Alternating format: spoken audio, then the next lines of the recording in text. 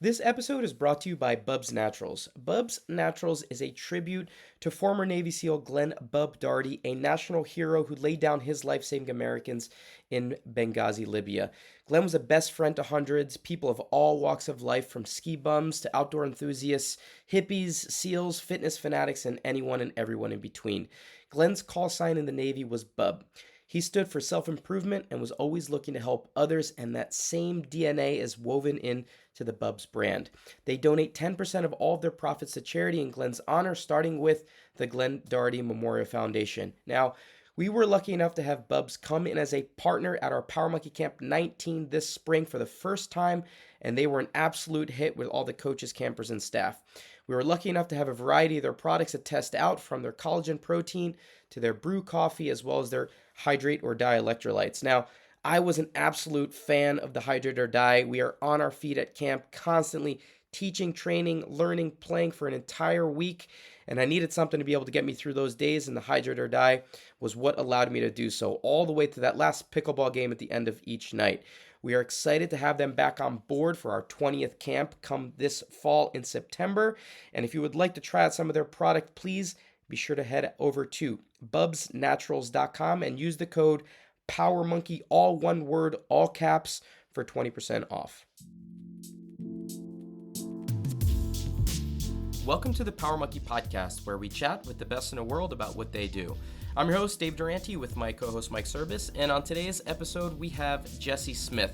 Jessi is a CrossFit athlete who just qualified to the CrossFit Games as part of the Invictus Unconquerable Crew, one of 3 teams that Invictus is sending to the CrossFit Games this year in Madison.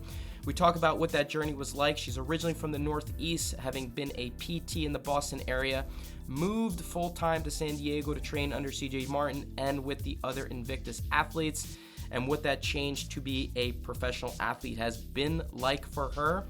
Also, what it's like to train with another incredible athlete, her husband Chandler Smith, training on the individual side, what that household is like with both athletes training full-time. Also, giving up her career for now of being a PT to train as a full-time athlete, some of the things that have gone along with a lot of these life changes. She lives by the mentality of have fun and work hard. She is a bubbly athlete, someone that's great to get to know, to engage with, and we can't wait to see what Jessi and her team are able to do this summer in Madison, and we hope you enjoy this episode. Welcome to being on with us. Thank you so much. And Callie now, how long ago did you move out to Southern California?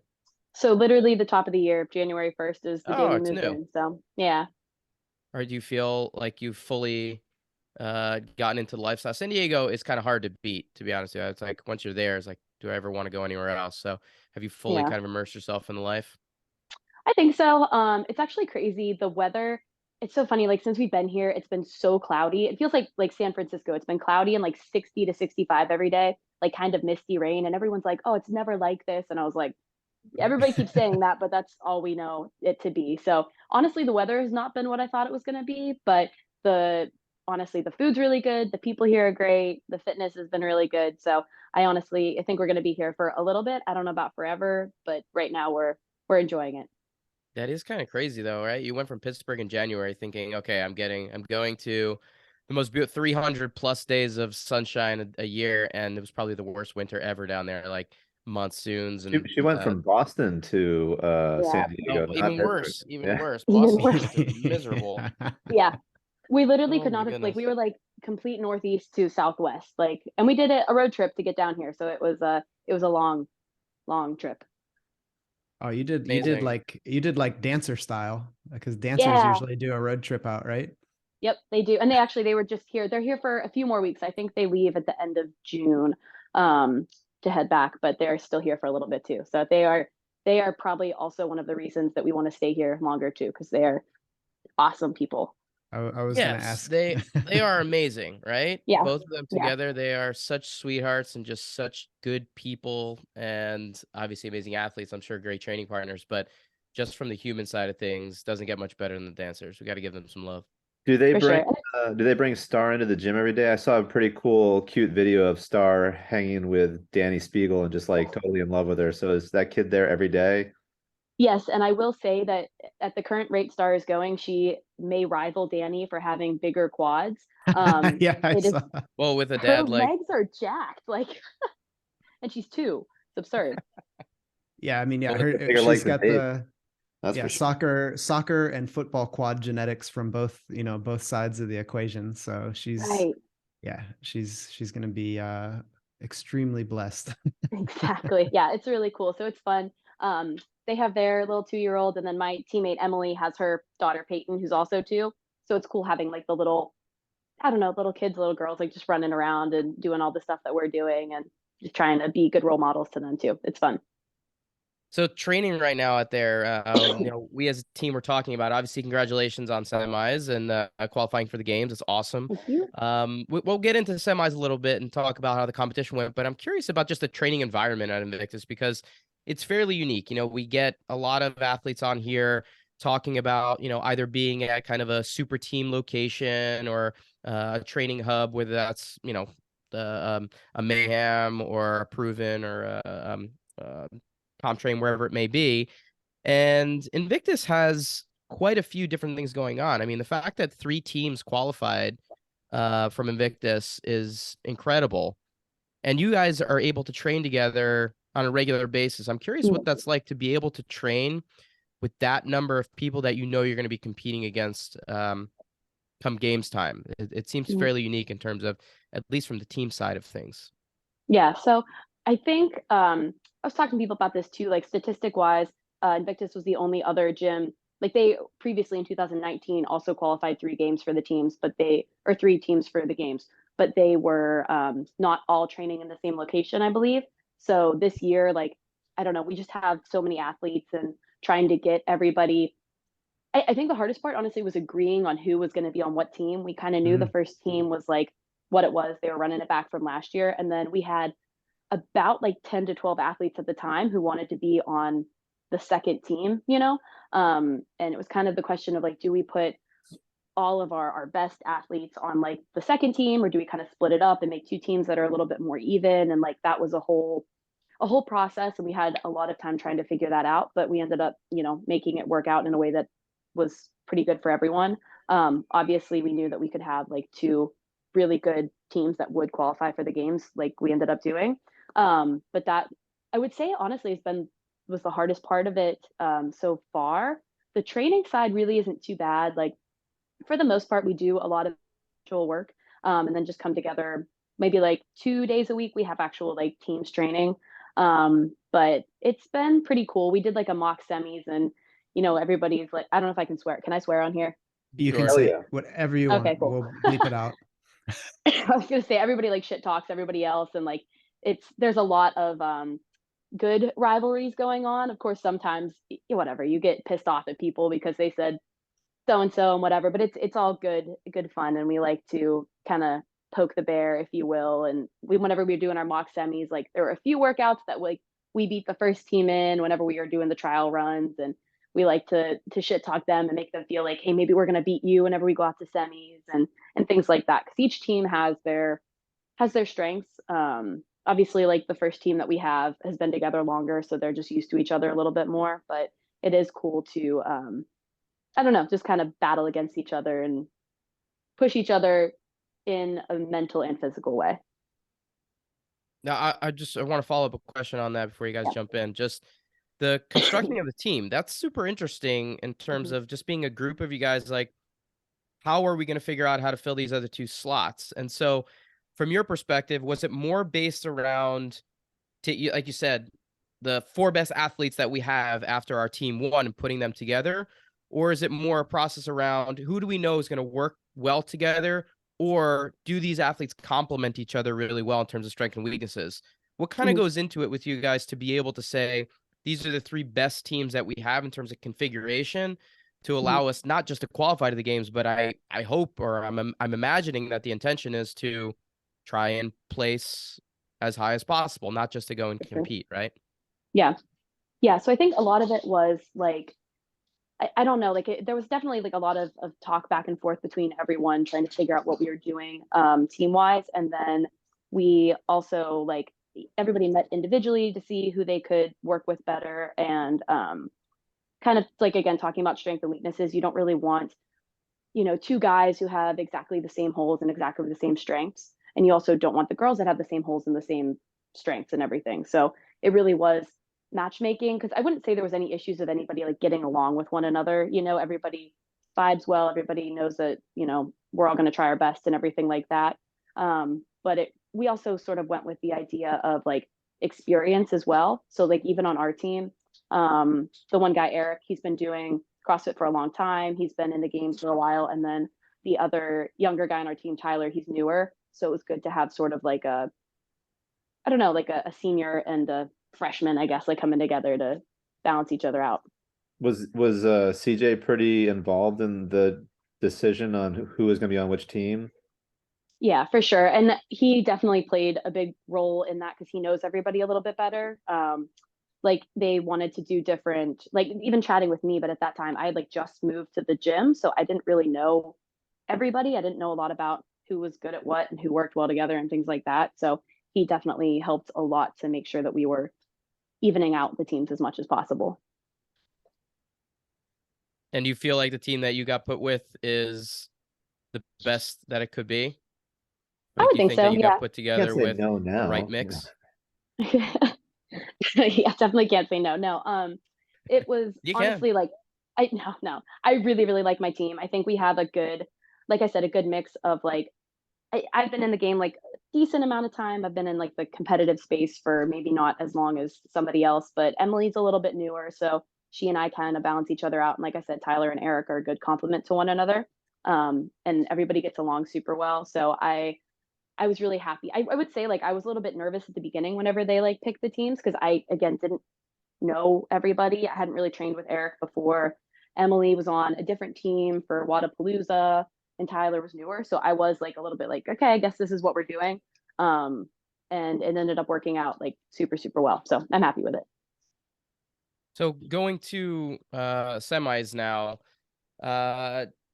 give me what your experience was like. What workouts themselves? I mean, you guys finished in 6th place. Awesome, Mm-hmm. kind of middle of the pack when it came to the qualifying teams. Mm-hmm. Which was the workout that kind of stood out to you as if we could do this one over again, we know we'd be able to capitalize on it a little bit more? Yeah, so that's an easy one for me to pick. It was definitely the first workout. In training, we did that workout right above 20 minutes. And I think I don't even actually know when we were there. I think we were at like 23 or 24 minutes. It changed a little bit because the structure for that one, when it was released, we didn't realize each athlete had to basically follow in line of another athlete. So it went from the bike to the runner to the sandbag hold and Skier. double unders. Yeah. And so like that one basically had a certain set of directions, and we were unaware of that from watching it the previous week. I guess we just didn't pick up on the fact that everybody had to like stay in order. So the way we did it was just different. Because I think I went from like the hold to the run and then to the hold and then to the bike. So either way, it was just like a different order.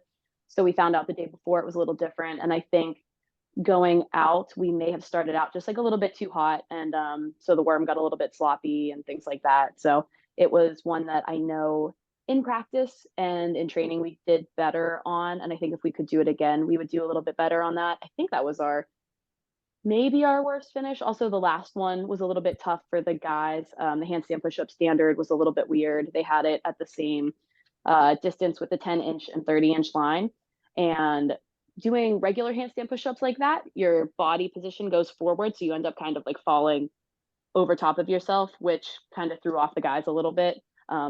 If you watched, I ended up just doing all of my 20 strict at the end because I was like, that's easier than trying to, find the balance point. But that one was a little bit tougher too. But yeah, first and last, I think we could do a little bit better on. But I really liked all the workouts. So can't complain. Can I ask you really quickly about that first workout? Because there's been a little bit of controversy around the runner workouts, Mm-hmm. just about consistency across the board from the athlete side of things. Obviously, inquiries being put in around some runners being faster than others, and there not being a real definitive test to make sure that everybody had an equal shot. Obviously, it wasn't a huge distance. You guys were running 800 meters. Was not, I mean, it's not something that's going to do a huge separation. But was Yeah. it something that was noticeable from lane to lane from your perspective? Like, this is not calculating as I thought it would, or that other guy is, another team, another lane is just crushing it unexpectedly. Is this something Mhm. that in the moment you guys were noticing? So I don't think so much on that workout because I don't think anybody was sprinting the 800, especially when you weren't, you leave from the second, third, and fourth person. Nobody there is going to be, running a 2 minute 800 or whatever. So that was, I don't think as noticeable in that one, but I will say that between that workout and the third one that we did, which also had the running with the dumbbell bench press and the pirouettes, Hmm. our runners were definitely different, like from that, because my run that I had on the first day was like I, was felt like I was pushing pretty similarly, and my watts were much higher on the second day on the runner. It felt like it was just moving a little bit more smoothly. Um, Again, I don't have any definitive proof of that. It was more just based on feel. But we all said, like, when we got done with the workout, we were like, oh, that runner felt like it was moving a lot better today than it was the day before. So I definitely think there was a little bit of a difference between the runners, but it's hard to say. I think it honestly makes more of a difference on the individual side when that is, you look at their first workout, that was a majority of what they were doing, or even the snatch workout. If your runner's 10% slower than another one, that's going to really affect your time and everything. So If you're an athlete in a workout and you have to run, would you prefer running actually outside if, I would, or like, yeah, on a track if you had the yeah. option? Yeah, I think it's a little bit, I don't know, it's a weird thing that I've always said, like, I feel like when I'm on a treadmill or especially like an assault runner, it's so easy to like feel like you can slow down and you're like, "Oh, I'm comfortable here." And then you have to actually push yourself a little bit faster and then you're like, "Maybe I'm not as comfortable here." Like it's harder, I think, to find a comfortable fast pace on a runner. Like I can sprint on a runner and I can go like steady state on a runner, but that like in between pace is really hard to find. And I think it's a little easier to gauge that when you're on a track or like running outside, something different. Hmm.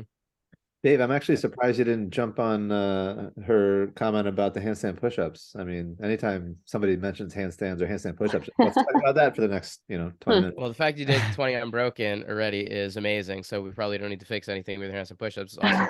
But I constantly have issues with standard strength push-ups, but I think Boz is actually moving in the right direction. We've talked about that a lot, but the idea that everybody, no matter what your shoulder width or size is, has to stay within the same diameter or the same distance box just still doesn't make sense to me. Like, there's no reason why, Brett Fikowski has the same amount of space as, me. Rebecca Fuselier, or yeah. Yeah, exactly. You know what I Yeah. mean? It just so there needs to be a better way for athletes to really be able to um take advantage of, not just take advantage, but size up correctly in terms of placement. So a conversation for another time. But I did Yeah. have a question around one other workout, Okay. another gymnastics workout, the second one, Mhm. because it's kind of watching you go through the reps and obviously there's to me there's a big difference between bar muscles and ring muscles, obviously, in terms of how you attack them, where the strengths and weaknesses are between them.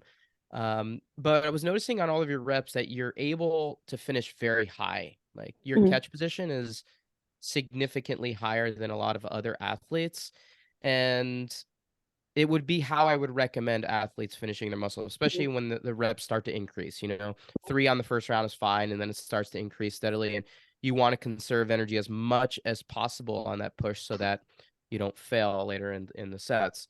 Mhm. Is it a conscious decision? Do you have multiple ways that you catch muscle ups according to the workout itself? Or do you always catch high because that's the way that you're just accustomed to doing it? So I catch high on preference. I'm a better puller than I am a presser. So if I can catch higher for me, it saves my pressing strength, which I actually just started doing maybe like 6 to 8 months ago. Because I forget, we were like at the gym and somebody was like, "Oh, can you like catch in a straight arm position?" And I can do it like really easily. I know you're Hmm. not allowed to do that. So, and I was like, "Oh, this actually it feels a lot better to me when I do that." So I just started kind of doing all of my muscle ups in that fashion. And so, like I said, the pulling strength is easier for me than the pressing. So once I get a little bit more tired, and like obviously my pulling strength starts going away after 20 plus muscle ups if we're doing a long workout, I can start catching lower and then rely on my pressing strength because that's still there.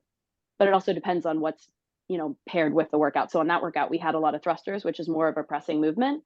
So I'm able to catch higher, save my press for the thrusters, and use more of my pulling strength for the muscle ups. So I try to do that. I've never, I don't know, coming into CrossFit, I was never a very good gymnast. And I kind of wanted to make that one of my strengths because I find it to be fun, but also very helpful.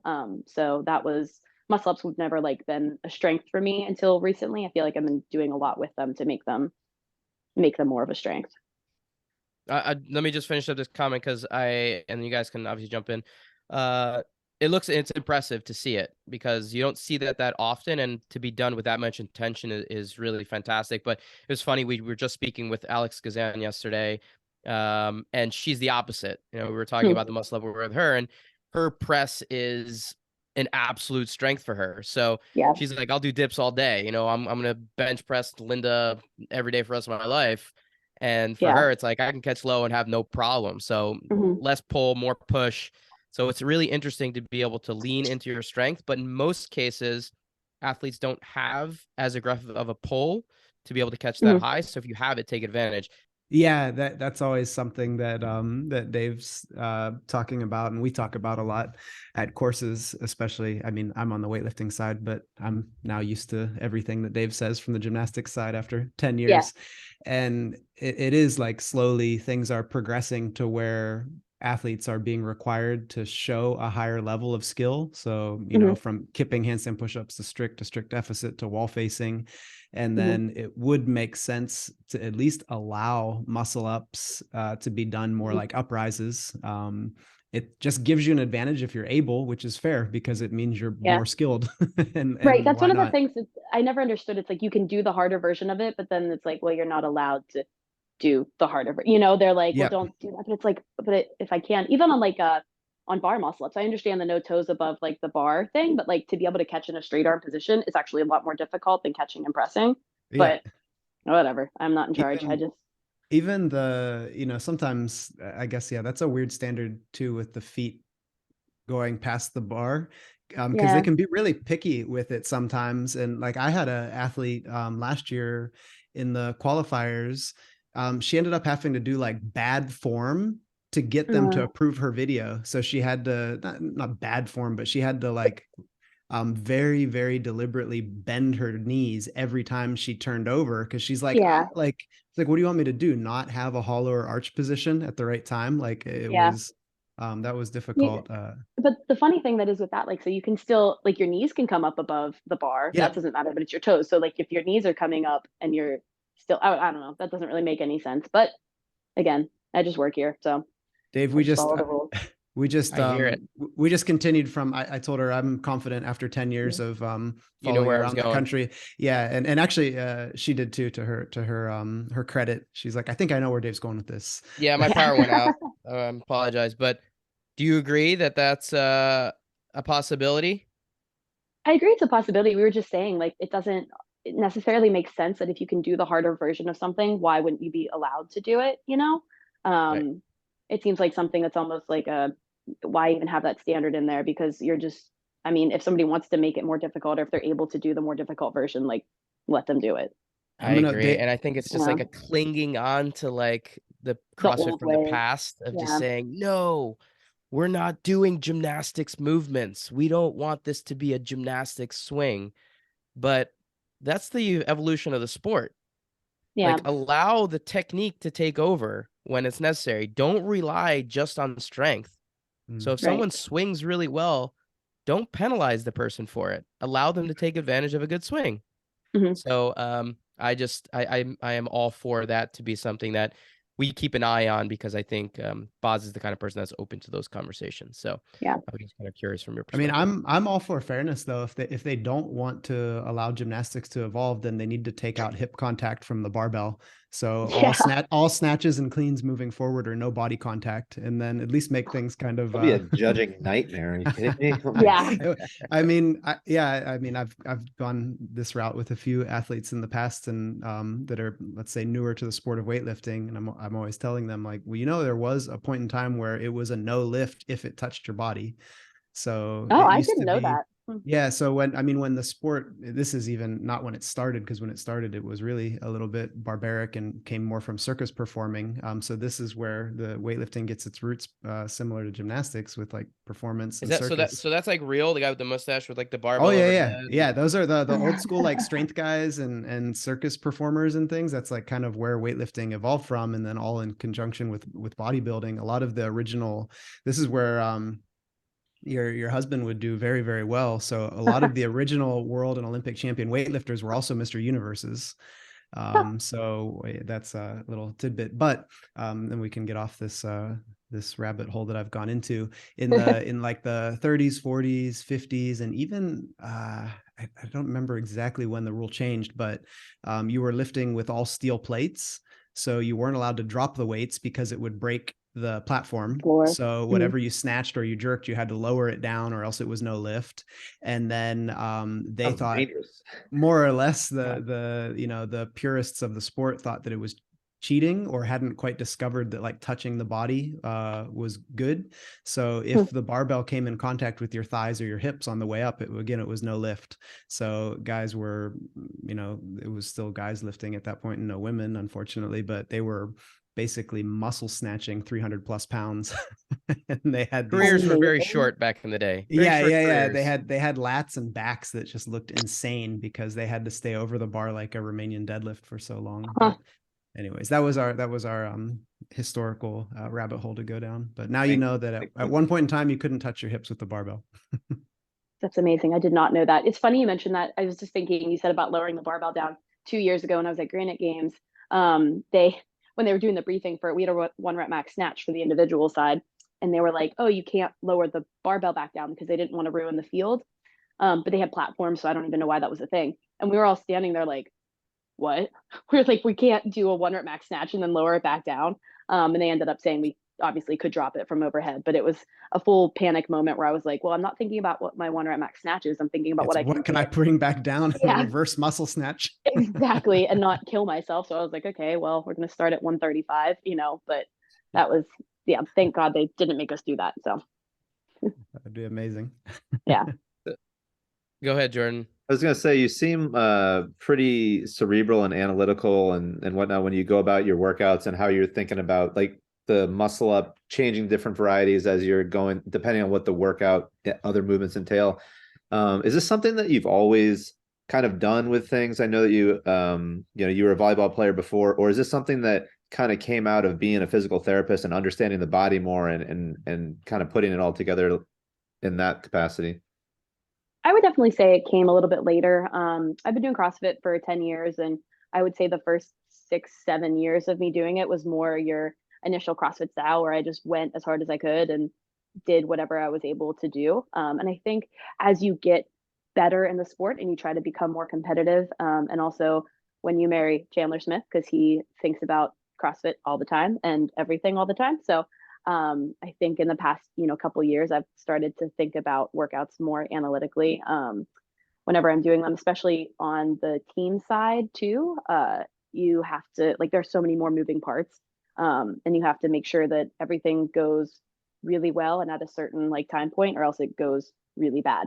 Um, and so I think I was kind of designated the team captain. So I'm sort of in charge of making sure that everybody's in the right place at the right time, doing what they need to be doing, breaking things up when we need to break them up. So I would say it's definitely been more of a new thing. And I do think that the PT side of it has also came into play whenever we talk about more of like muscle fatigue and certain workouts and trying to strategize a little bit with that. So there's a lot of factors that go into it, but I would say it's been more of a new thing than I haven't been doing this for too long. So As team captain, have they started to make you be the team physio as well? Like, do you get roped into treating your teammates?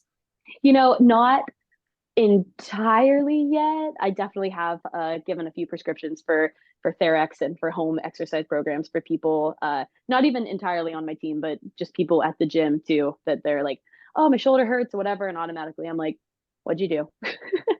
Like, where does it hurt? Things like that. And, it really does help though, because I'm not currently doing any PT. I did take a break from that for the year just to focus on training and everything. So it's definitely an aspect of my life that I feel like I'm missing out on. So I like to be able to help and do what I can for people that I'm around, just to keep my brain sharp.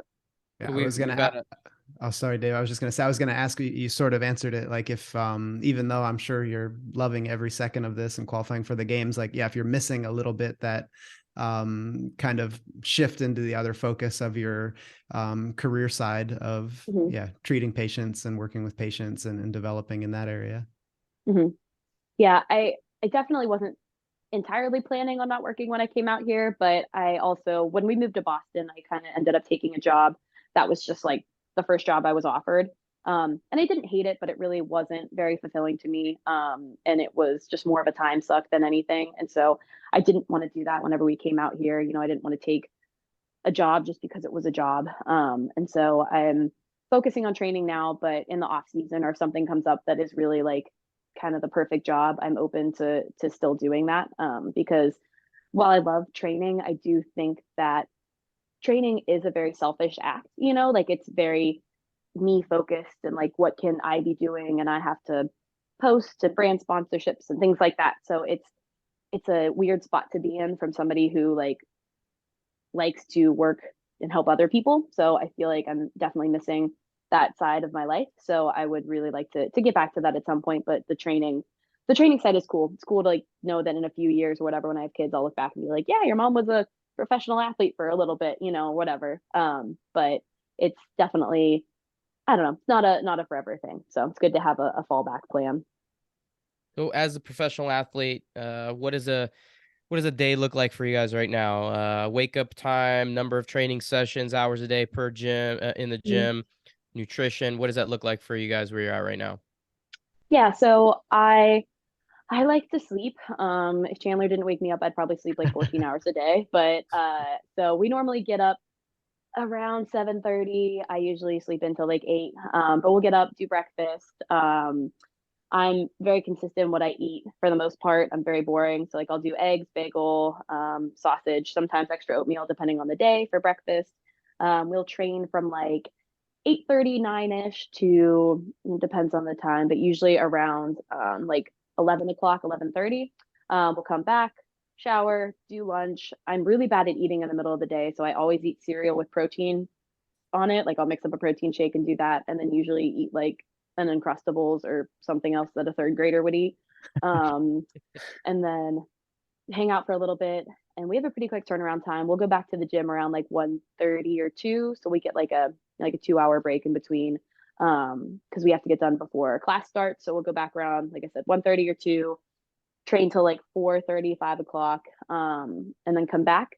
We are very conveniently located. The gym is like 3 blocks away from our apartment, so we don't have to drive anywhere. It's like a 5-minute walk. Um, and then we get back, like I said, around 5:30. We'll do dinner by like 6 or 6:30. I've turned Chandler into a TV watcher, so we'll like watch some show for a little bit.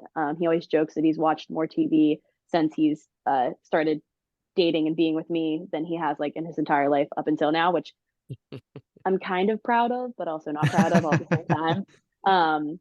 Because I like, I don't know, TV's really cool. I like binge watching stuff. So we'll watch TV and then hang out. Sometimes we'll go get dinner with friends or whatever, but head to bed around maybe like 9:30, not too late. All right, we have to ask TV stuff. That's where we're gonna head now. Okay. What do you guys watch? What's your go-to? So in the mornings, we usually turn on Seinfeld because that's a pretty like chill, you don't have to pay attention to This is every great. episode. I love it. Yeah. As a 27-year-old, you're watching Seinfeld. I mean, that's fantastic. Me and my wife watch Seinfeld before we go to bed, just to, like, remind us of the good old days. But Yeah. You know, it's really funny. It was a show that like my parents, I remember they would have it on when I was like, I don't know, 12 or 13 or whatever. And I was like, man, this show sucks. I was like, I Yep. can't That's how I was. anything. I was like, nothing is relevant for me, whatever. Like, I don't know. And now we started watching it because it's good to have just a show that you can like kind of zone out of, come back in, whatever. And I was like, this show is incredible. Like, it's peak comedy. It is like so relatable. It's just funny how, 15 years can really change your outlook on that. So we'll watch Seinfeld in the morning. We're actually almost, I think, through all of it. We're on like, God, I think like season 7 or something now. So we'll watch that, and then we've been watching in the evenings Narcos. We're on the third season of Narcos, so that's what we've been binging. That's quite a shift from morning to night Mhm. between Yes, Kramer to Escobar. Yeah. Pablo Escobar. Yeah, for sure. Yeah, and that one's tough though too. That one has been a slower watch because Chandler is actually pretty fluent in Spanish. I am not, so like I have to be like tuned into the TV the entire time we're watching it, or else I will miss everything. I have to see all the subtitles. But he can just like, have it and do stuff and still listen to it and know what they're saying, which I maybe one day will be able to do, but not in the near future. So yeah. I love it. Mike, did you say that you didn't like Seinfeld? No, no, no, no. When I was young, that I could No. relate. I thought it was so dumb when all my Yeah. like aunts and uncles and everybody would watch it. And then probably when I was around your age, so I was like 25, 26, I think I watched a season with one of my friends that was older, and I was like, this is genius. This is Yeah. so great. I have to say, there's a lot Mhm. of things that haven't aged well with the show. Like, Yeah, so oh my goodness. Ooh, But bless you. overall, it's you could tell it was the start of Larry David and Seinfeld just being just absolute geniuses. So Yeah. uh, I guess Curb Your Enthusiasm is the next iteration of that. If you guys haven't watched that one, that's the follow up. That's a worthy successor. Did you I Yeah, I watch think the haven't watched. episode of Comedians in Cars where he had Larry David on? Oh And yeah, yeah. it's so clear that they're like best friends and they're just like back and forth banter the whole time, like effortless, just amazing. I was thinking of going with a Between Two Ferns, my own version Oh, that's back funny. here. Yeah, Yeah. but You yeah, need I don't one know on the if other side. yeah, I don't know if I can really pull off the Galifianakis, but I would really, really try. That's another I great one think, for sure. I yeah. noticed something. Go ahead, Dave. No, go for it, John. I was gonna say I noticed something on one of your posts during semis. You had written on your hand, "Have fun, work hard," Yeah. and it's very clear if you look at your social media and even watching you on the floor, like at Wadapalooza when I was there, or on the semifinals broadcast, that it's pretty true to your attitude. You're just always lighthearted, it seems, and I'm curious where that came from, and if you think that that might have helped infuse the team that you're on now with to be as successful as they are. I mean, was the rest of the team willing to be that playful with you, or I think for the most part, we're still working on it a little bit. Tyler's the younger kid on my team. He's new, so I think he's very like, I don't know, you guys have been new in CrossFit before where you're like, I have to do everything perfectly all the time. And I'm like, it's okay. Like if things don't go well, it's all right. Like, so I think we're just trying to unwind him a little bit. Um, Emily's very much the same vibe. She's very fun. She works super hard. I always joke that she's like a wind up doll. I could just like send her in a certain direction and she'll just like run off and start going. So I just have to make sure she's pointed in the right direction. Because she's so fit, she's hard to keep up with. But it's like that too. But he's been around a little bit longer, so he's a little bit more stoic, I would say. But for the most part, the team is pretty much like that. We know that it's. I don't know. I think I try to remind myself a lot of times that it's just fitness. It's not life or death. Everything goes on whether we make it or not. This isn't like our entirety of our lives. The best thing that you can do is be a good presence to other people and be nice to others, because that's nobody's going to remember what your Fran time was, but everybody's going to remember that you said hi to them or told them good job or gave them a high five or something like that. So I think that's a little bit more important than being the most serious competitor out there on the field. So I try to remember that all the time. I wouldn't say it's a perfect skill yet. I'm still working on it, but I think that that's sort of what I'm trying to embody for the most part. I think where did if you that feel come? like go ahead. Where did that come from for you? Is it something your family instilled in you, or something you just felt was important that you wanted to nurture in yourself, or I think it was always something more so for me. I did CrossFit for fun to start out. I've always done it, and I always said I wasn't going to do it if it wasn't fun. And I think honestly, last year I wasn't having a lot of fun. I think I didn't have a good balance of work and social and gym time, and there were a lot of times that I would like be crying at the gym because I just like wasn't enjoying it or things weren't going well. And like I think Chandler really helped me remind like myself that it wasn't like the end of my life. This wasn't everything I had. I'm still like the PT thing is what I want to be doing. I want to be helping other people. And so I think I was getting to a point where I was trying to take it too seriously. And I think he kind of reminded me that like it's it's okay to not be very serious about this as long as like I'm having fun and like enjoying what I'm doing. That's sort of what will keep it more easy for me to do, because I don't want to go if I'm not having fun. And I think that's the mental side of CrossFit is so much more important than the physical side of it, because if you don't want to be there, it shows and you're not going to put effort into things. So just actually enjoying what you're doing helps with the longevity of all of it. So that's kind of where I'm at. I love that. It kind of goes in line with some of the talking points that we've had with some of the more recent guests on our podcast. I don't know, Dave, if you wanted to go down this path with her at all about, we talked with Sam Briggs and Alex recently about, some of the younger athletes on the female side of the sport, dealing with some the mental health side of it all and not having maybe putting too much pressure on just performing in the sport as opposed to kind of nurturing and cultivating a more well-rounded, experience outside of the Yeah. gym. Yeah. And I Yeah. think I'm very like lucky because I grew up, I went to high school, I went to college, I went to grad school, I played sports in high school, I played sports for a little bit in college. So like I have that entire background. And like honestly, if CrossFit was more prevalent when I was younger, who knows, I might have started doing it then. I didn't know about it, but I'm grateful for the other opportunities and other things that I've been able to do in my life, because I think that helps you keep more of a balance between fitness and just living a normal life too. Now, with talking about keeping a balance, it's rare to have a significant other in the household who's also a high level athlete, and you Mhm. guys are in the same sport. You're both going to the games. You're both kind of at the peak of your athletic abilities right now. Do you look at that as a benefit? The fact that you guys are living similar lives. Okay, we have the same wake up time, same sleep time, same training patterns. Do you look at this as a benefit, the fact that you actually are living with someone who's also living the same life as you, or has it become more complex, being that you both have to try to find ways to balance each other out um, with all that you're trying to do from the physical side of things? Mhm. I would say it's definitely more complex. I would say than like a normal day-to-day relationship where somebody's, you're both working your 9 to 5 or whatever and coming home. But the benefit of it is like so far superior to that, because we always say too, like we get to spend so much time together, which is like really, really cool and something that's like really unheard of. Especially for most relationships. Like we've probably spent more time together than most people do in like 10 years of marriage, because we get to do everything together. We also get to travel together. He just walked in, so hi.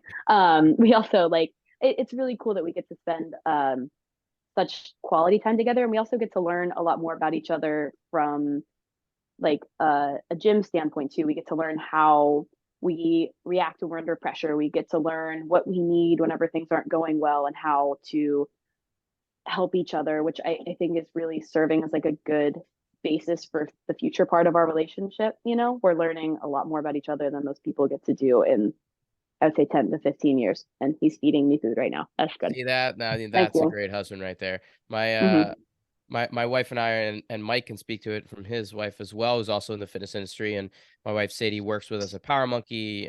She Hmm. was a performer, circus performer, and we kind of got into this life together as well, and we work together. We do everything together, and I think a lot of times people look at that as like, how do you maintain your relationship both as a couple, but also in the work side of things? How do you maintain all of that when there's no separation? But I think when you find the right balance and you're with someone that is able to kind of understand when you need, okay, this person needs a little bit of time on their own.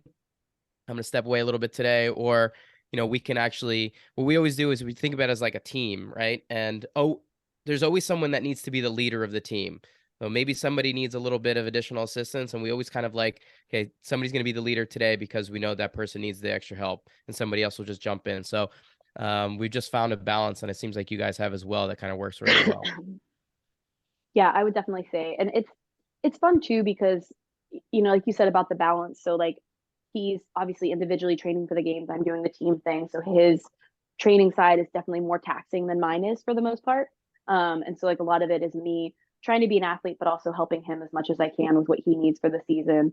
And it's a tough balance, but like it's just a learning opportunity every day. I mean, no relationship is like very easy to find a balance in. I think that everybody needs different things at different times. So we're working daily, but I think we finally found a good balance. Like when we moved out here, we were like, all right, I'm not working anymore. We are together all the time. Like, what does this look like? And at certain times I'm like, okay, I need to take a little bit of time away from training and help out with different stuff around the house or things that he might need for social and stuff like that. So like it's a good learning opportunity. I think it's helped us honestly become even closer in the past year. So it's cool. I think you said like spot on too. You're both so fortunate because you get to spend all this time together that Mhm. some people that have been married 10, 12, 15 years have maybe barely accumulated that time. Like if Mhm. for Dave and Sadie, and then my wife and I are the same. If we all had the like traditional 9 to 5 jobs, like at best you get 1 or 2 quality hours together during the day, and you don't even know what the other one went through all day. So Mhm.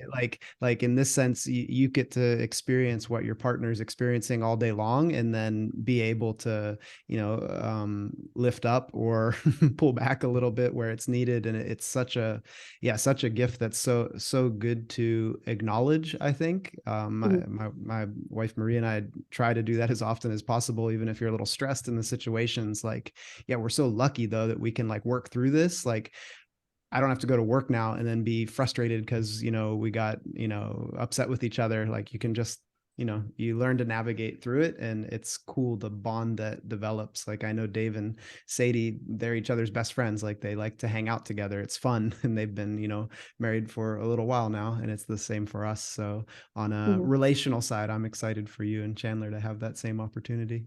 Just Yeah. we'll jump in there really quickly, and not to say that it's always perfect. No, Yeah. that's why I said And we. also acknowledge that there's a lot of relationships that out there that work better when couples see each other just a couple hours a day. It's So possible. I'm not advocating this as like the end all be all, but when you find a partner where it does work, it it can actually be a great thing. It's just Mhm. fortunately it has worked for the couples that are on the call right here. Well, I'm curious for Yeah. you guys in San Diego, what's your favorite thing to do as a couple outside of being in the gym? So there's a lot here. So on Wednesday nights we have this. Okay, so it started out as Wing Wednesday. It's us and some other people from the gym, like Danny and Devin and Meg, and so we go and we get. We used to get wings on Wednesday at this really really bad wing spot. And we were like, hey, this actually kind of sucks. Why are we doing this? But it was half off, so you could get like a pound of wings for $7. So either way, you're like, I don't really want to do that anymore. So we started going to trivia on Wednesdays. Ooh. So we have a trivia pretty much every Wednesday. There's been a few that we've missed, but we've won twice. And it's been very fun. So that's a good outside of the gym thing. Just being in San Diego too, like we get to go to the beach like at least once or twice a week, which is really cool. Like I said, the weather's been kind of for that, but it's still cool. We play beach volleyball on Sundays. And we get to just like hang out with our friends that live in Coronado, which is like a little island over outside of the city. Sam and Jenny and Star live out there with Matt Bickle, so we get to go hang out with them for a little bit. We'll do cookouts. It's just been really cool having the friend groups that we have here, and also just being able to do as many outdoor activities as we've been able to do. So there's a fun balance of social and work things out here, which is really cool. There's so many people in San Diego that, from this community, whether it's, Mhm. Yeah. Newman and the RX crew and some Mhm. of the LSKD crew and,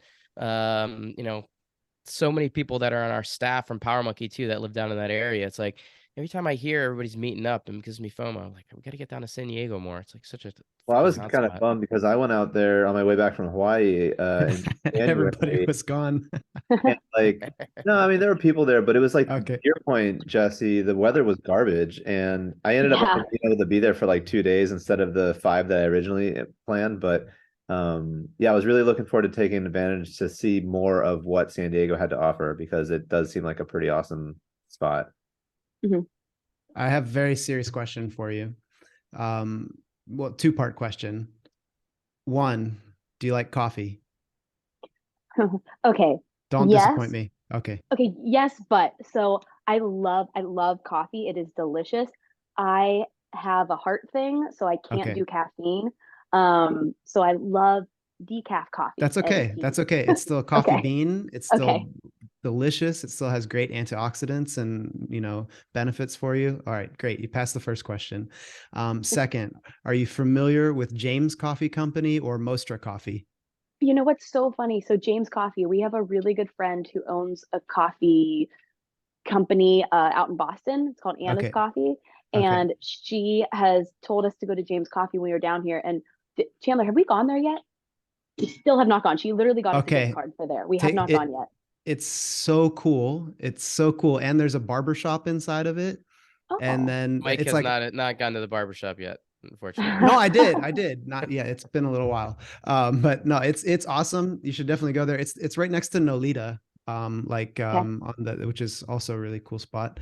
I'm telling you, and you live there. But then Mostra Coffee is just like up the hill, kind of around where like the big park is, and it's connected to these really really cool apartments, and Ooh, okay. yeah, that's also worth it. I can send you all the details. Definitely worth a visit. And Yeah, that'd be great. I know Sam and Jen. I think they're familiar with James Coffee. I think they've gone there a handful of times.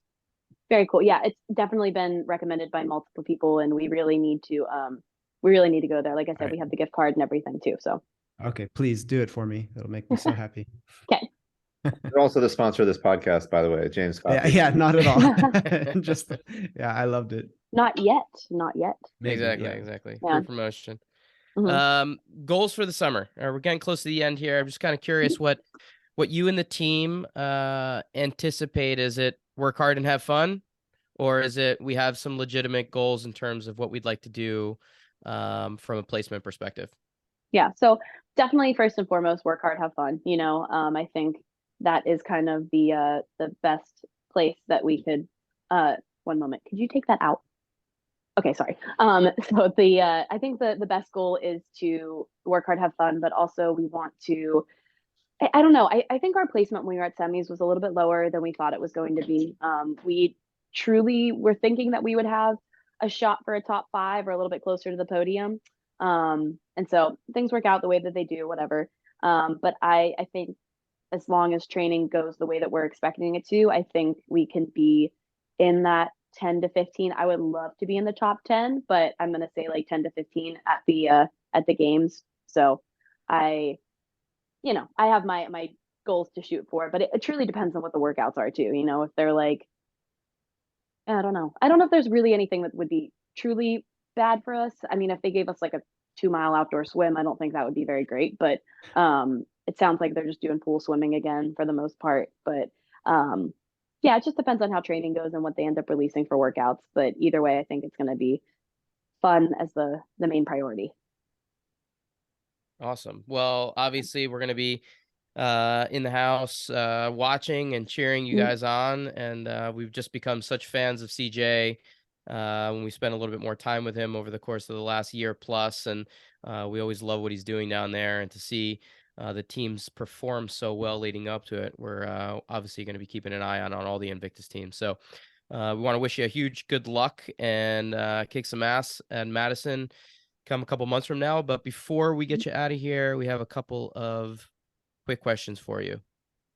Okay. Very hard hitting. You actually already answered one of them, but first one is, what sport or discipline do you prefer, weightlifting or gymnastics?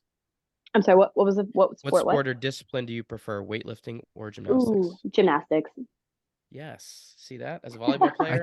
I take back my Gymnastics. coffee recommendation.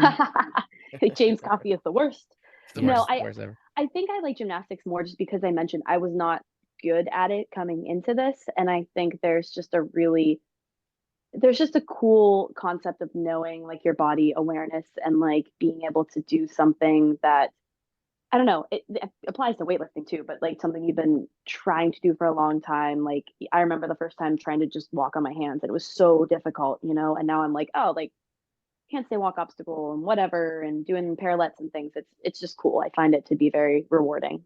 Agreed.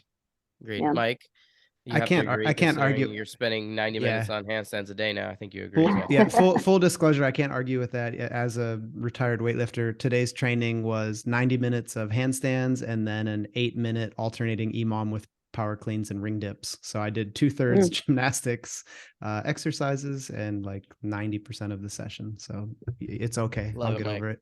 Love it. Question number 2, anyone that you think would be great for us to have on the podcast?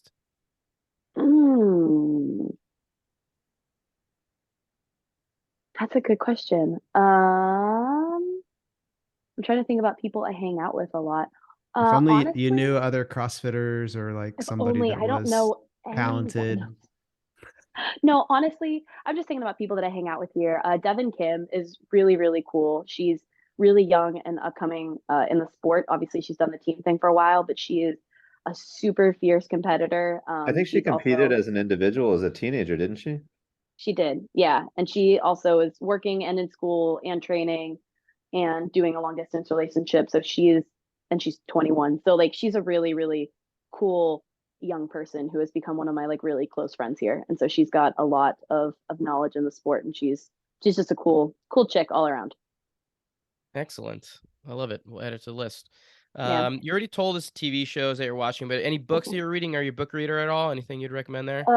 Yes. So I get most of my book recommendations from Danny Spiegel. I'm currently reading A Court of Mist and Fury, which is the second book for the A Court of Thorns and Roses. It's just a whole sort of fantasy novels and line of work. It's really, really good. It's popular. So that one's up there. And I'm trying to think if there's anything else. My favorite book that I've read and recommend to people is The Book of Joy. It's with the Archbishop Desmond Tutu and the Dalai Lama, and they meet and hang out. It's a really good book. I think you posted about it, didn't you? Probably. I love that book more than anything. There's actually, if you don't like reading and you just want to watch it, they recently released on Netflix the documentary of the book when it was being written and like has them interacting and everything. It's not as good as the book in my opinion, but it's still very cute and wonderful. I love older adults and they're both very old and very adorable. So it's good. How old are we talking? Like Jordan old here or what? Hey. I don't know. No. I think honestly, I think they're in their like 80s, so probably not Jordan old. Was it in that book? Was it between the Dalai Lama? I think it was between the Dalai Lama and Desmond Tutu, where somebody, it was another book I was reading, experienced them seeing each other when they hadn't seen each other for a long time, and they got in like a tickle fight. And they were just like giggling, and this guy was just blown away because he's like, "You've got to be kidding me! These are like two notable religious world icons, and like this is how they meet each other." And it was like, yeah, like pure joy. They were like little kids, and they were okay. I thought so. Yeah, when I see you in a couple weeks in Greece, that's what I'm gonna do. I feel like that's how I try to greet people where it's appropriate. Yeah, they do that, and they like stick their tongue at each other, and they're like.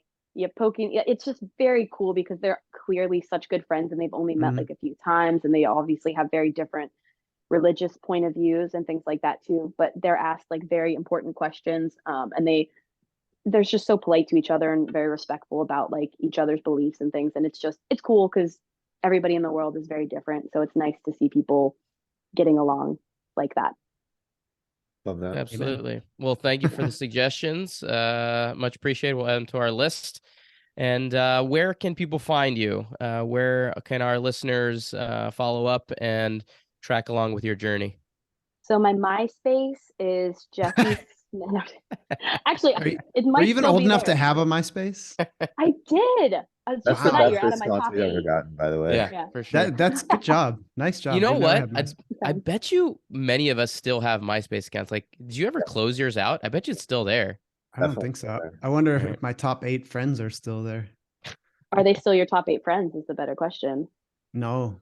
No, Mom because is we still have, your friend, though. No, Yeah. Not for a bad reason, just that just, yeah. No, so Instagram's pretty much the only place I exist at. It's Jessi.Smith, Smiff. I have a Facebook. I probably won't accept your friend request because I just never go on there.